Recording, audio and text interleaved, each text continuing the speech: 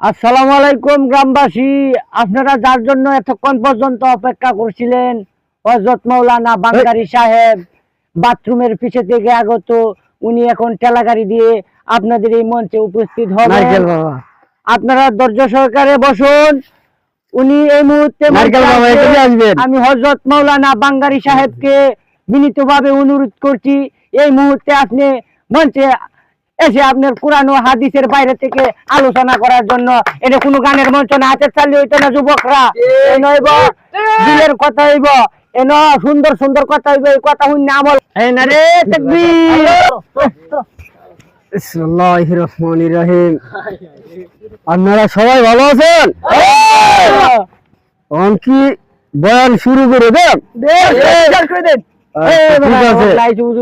আপনারা শান্ত শিষ্ট ভাবে বসেন, একটু আগায় বসেন।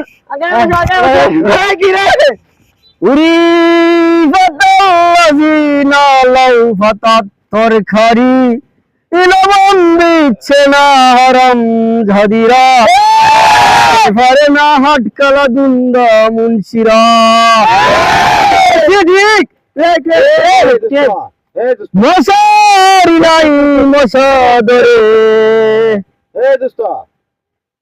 আপনারা কি ভালো আছেন? এটা ওয়াজ করে নাকি? এটা ওয়াজ করে